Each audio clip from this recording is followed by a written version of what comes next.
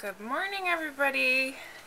At least it is still morning here in Arizona while I am filming this, and I'm working off of the prompt that there was a video made by Sue Hiles, Shile728, and she sent us a link to a blog. I will link that woman's information below. I want to say her name is Cindy, and I hope I'm remembering that right.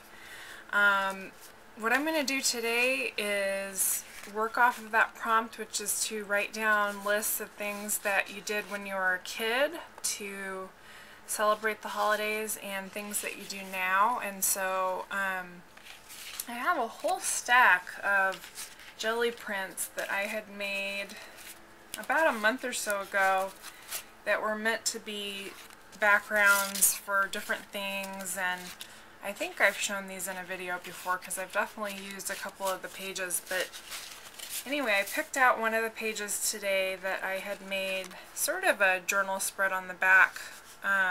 This was just kind of messing around. I was working with a new set of gelatos that I had, and then some stamping and things like that, and I actually, looks like I put in some lines that I could journal in, but I'm just going to fold it over, and because my December daily journal is fairly small, this will fit in there nicely. It'll be a little bit smaller than the journal itself, but that's okay. The whole journal is turning out to be all different sorts of shapes, but all fitting into the covers pretty well. So what I did was I took some of this canvas paper, and if you live near a Joann's, you might have seen these already. They usually have them in the dollar bins, and they have different types of paper, and I thought I would give the canvas paper a go. These are usually only $1, and they're really fun to play with.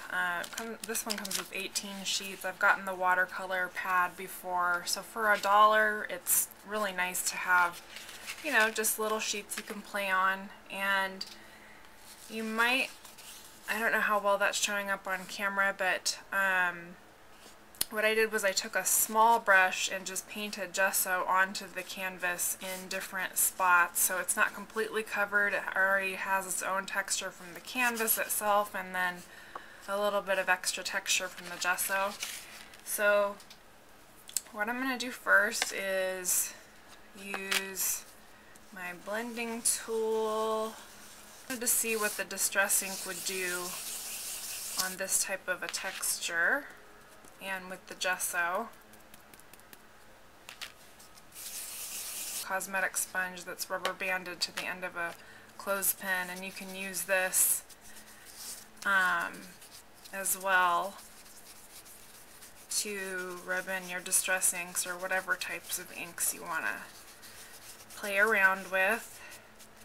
And so I thought that aged mahogany would look nice and vintagey against this sort of a background that has a lot of green in it, so that still kind of keeping in the holiday colors.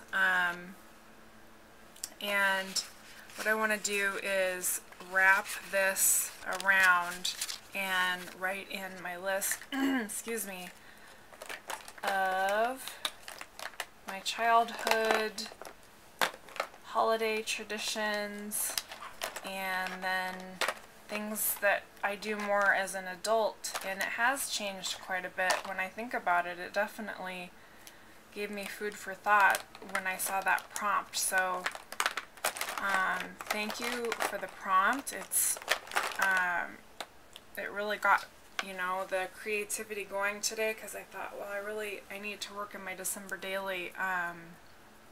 I've been working a lot after I saw the tutorial on the Dina Wakley faces. I've been doing a lot of working on women's faces and learning proportions and starting to learn body proportions and things like that. And I thought, oh, I better get caught up in my December daily. So anyway, I'll go into SpeedFrame and complete this list.